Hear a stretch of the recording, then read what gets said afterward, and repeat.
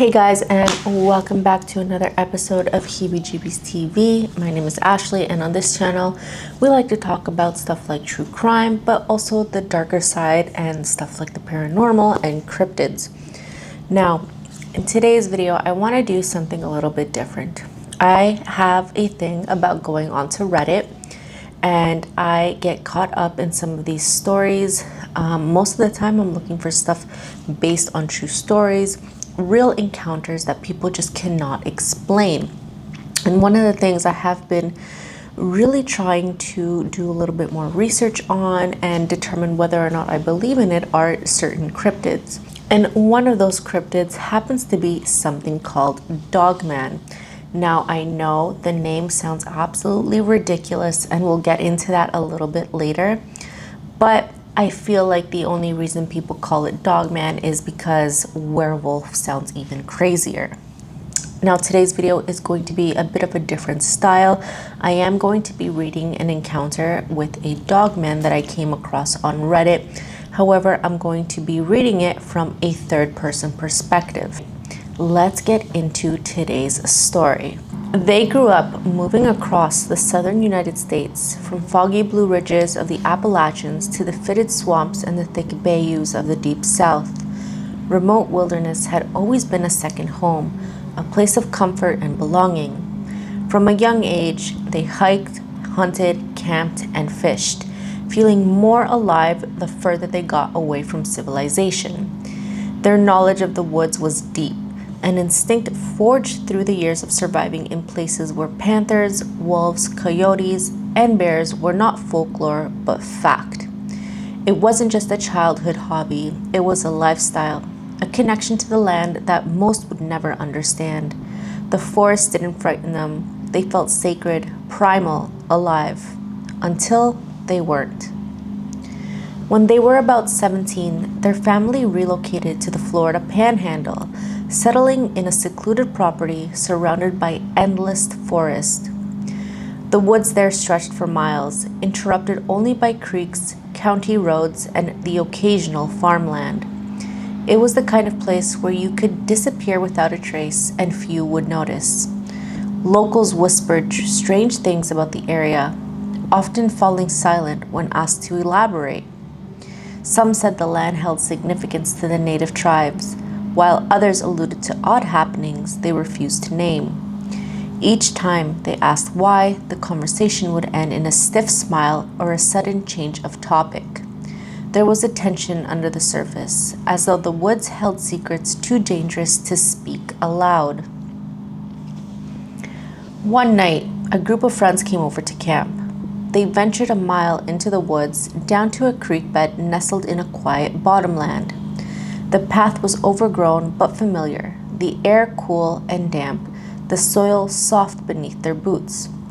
As the sun dipped behind the trees, they remembered how common water moccasins were in the area. The place crawled with cottonmouths, especially after dusk. The thought of a venomous bite in the dark was enough to change their mind. Not wanting to risk it, they and another friend decided to head back to the house. The remaining two stayed behind to camp. After an hour, darkness fell. The two boys reappeared at the house, pale, shaken, and wide-eyed. They looked like they had seen a ghost, their movements stiff, their faces drawn. When asked what happened, they refused to talk. They said they wanted to sleep inside. The look in their eyes said more than their mouths ever would. Curiosity got the better of them the next day. They returned to the creek with the group to check out the area. One of the friends brought along his Chinese SKS rifle, eager to test it. They were joking around at the abandoned campsite when one mentioned seeing something strange, like that invisible thing from the Predator. At first it was laughed off, but the boy was serious, dead serious. He described it as a distortion in the air, like something was there, cloaked or camouflaged, bending the light around it. It had no outline, yet it was unmistakably present. Then the friend with the rifle raised the gun and fired a single shot into the trees. The crack of the rifle echoed like a thunderclap. What followed was a massive splash. Something hit the creek with heavy force, enough to send waves across the water. When they looked, they saw nothing but ripples. For a moment, something blurry and brown seemed to surface. It was gone too quickly to identify, but something had definitely fallen. The water moved as if something massive had crashed into it, something solid, something alive. Confused, they asked the shooter what he had seen. He claimed to have shot at a large, hairy creature sitting in the tree limb, something like a monkey, but with a strange face. It wasn't human, it wasn't animal, it was different. When asked to clarify, he said it reminded him of a baboon, but the face was all wrong. It was too smooth, too intelligent, as if it were observing him just as curiously. They scoured the creek for signs, blood, tracks, fur, anything, but there was nothing. Their surface was calm again. They even followed the creek downstream, thinking whatever he shot may have floated off, but still there was nothing. What lingered, though, was the mood, a strange creeping unease, as if the woods themselves were holding their breath. They laughed nervously, tried to brush it off, but the way the trees stood still, the way the shadows seemed to huddle together, it felt like something was watching just beyond sight. Time moved on. The incident faded into a strange, half-believed memory. But after that, things began to change in subtle, terrifying ways. It started with the feeling of being watched, especially at dusk. The air would grow heavy, thick like molasses. Then came the sounds, inhuman screams that pierced the silence. Blood-curdling shrieks, guttural roars, and eerie bird-like cries that sounded almost like a peacock. Being educated and familiar with wildlife, they tried to make sense of it. Panthers, maybe, or bears, but there were no peacocks. And the roars, they were wrong, too guttural and too angry. Then came the scream, high-pitched, piercing, and drawn out like a woman being murdered, but far too loud and far too long, and it filled them with absolute dread. Twilight was slipping into the night when they heard it. The woods grew suddenly cold. They turned and went home fast. Soon the unease turned into full-blown fear. They began to feel hunted. A deep primal sensation, something wanted them dead. Not an animal though, not a figment of imagination, a conscious, malevolent presence. The air would grow still and soundless, not even crickets. The birds stopped singing, and the silence was its own warning. They began carrying a shotgun when hiking, loaded with number 4 shot, but even that felt inadequate. That feeling always struck at dusk. One time they stayed out too long as the sun dipped below the trees. That old dread returned. Something was watching. No, something was stalking them. It followed them for hundreds of yards, silent and unseen. Their skin crawled. The shotgun felt useless. Every hair on their body stood on end. They forced themselves to walk calmly, praying as they moved. An inner voice became unbidden. Don't stop, don't run, go quick. And so they obeyed. It trailed them nearly to the house, far closer than usual. That night they knew it had just been beyond the edge of the yard, behind a tree, watching and waiting. Things escalated. Their little brother and some friends once claimed to see a bear vanish into the woods, except it was not a bear. There were no bears in that part of Florida, none for miles, and the description didn't match any known animal. They described it as having brown hair, and it was walking on all 4s. It was much larger than a dog, so common sense told them it must have been a bear. But again, if no bears existed in this part of Florida, then what else could it have been? Sometime later, they went out for a hike, but nighttime was quickly approaching. The moon was bright, the stars were clear. It was autumn and beautiful. Feeling brave, they walked down the country road, cutting through a pasture to reach a dirt road. As they stepped into the field, something rustled through the adjacent cornfield. It was large, fast, and bipedal. They froze. It paused, then rushed through the stalks again. Suddenly, they heard a rabbit squeal. Then it stepped out. A towering figure at least 7 feet tall. Wolf-like head, long snout, pointed ears, broad shoulders, muscular limbs. Its torso was covered in thinner hair. It carried something in one of its hands, the rabbit. It crouched and began to eat, crunching, tearing blood and fur, like someone devouring fried chicken with both hands. They crouched in the shadows with their hearts pounding. They couldn't look away. Then it sniffed, raised its head, and sniffed again. Then it turned. Its eyes flashed red, not reflected, but emitted. A low growl rumbled from its chest as it locked eyes with them. Every instinct screamed, but again the voice said, "Don't run, pray." They backed out slowly, keeping their eyes on the thing. It began to follow, shadowing them from the edge of the woods. As they walked down the backtop road, it moved parallel in the trees. Occasionally it growled, loud enough to hear across the distance. Fear drenched them like sweat. The voice was constant. Don't run. Walk. Pray. Although every part of their being was telling them to run, their instinct kept telling them not to, because whatever this thing was would certainly eat them alive. They reached their driveway, and still it followed. It stood across just the road from their house, growling at the tree line. Normally, any sort of fear would disappear about 300 yards from their home. This time it stayed until they reached their backyard about 10 yards out. Only then did they run. They locked the doors, grabbed their shotgun, avoiding looking out all windows out of fear whatever was out there would be looking right back at them. All they knew was to sit and pray, which they did, trembling until morning. Then came the night their sister saw it several weeks later. She came downstairs after 1 a.m., white as a ghost. Terrified, she said she woke up with the sense that something was watching her.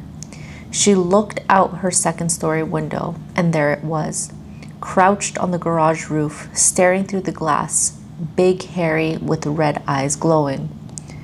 She was absolutely paralyzed with fear. She called it a bear, but again there were no bears here, and her tone betrayed something deeper. She didn't want to say out loud. It was evil, she felt it, and she knew it. More encounters followed, more sudden, overwhelming feelings of being hunted. Each time they left the woods quickly, the voice always returned, "Walk, don't run, pray." One day, they found something hanging in the woods.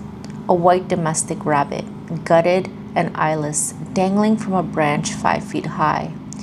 It definitely looked staged, like a warning, like a ritual. It was right behind a neighbor's property line, along the edge of the field where the creature had been. That's when they learned more. There was a native family nearby, rumored to practice blood magic. Even other Native Americans warned them to avoid them. One even whispered, "They've got a shapeshifter in that family, I've seen it." No one would say more though. Later on, a friend picked them up for a late-night drive. As they pulled from the driveway, 2 massive wolves stood by the road watching. They were silver gray and black, massive, and silent. Their friend, who had grown up in the area, turned pale and began stammering, "Those aren't normal wolves. Wolves don't live here." And he was right. Their uncle, a biologist, confirmed it. Red wolves were small, rare, and never found in the panhandle. Other things followed. Strange cries in the night. A baby's wail from the woods that twisted into something wicked. Another time it sounded like puppies yelping in a ditch. Friends wanted to investigate, but when the group hesitated, the cries changed, mocking, corrupted, and inhuman. Something out there was playing with them, luring them in. Eventually they left the area and the encounter stopped for good. The house was sold, but the memories never left. Now, being a fan of the paranormal here, I can tell you that I am seeing a few different things in this story, but I want you guys to tell me what you think.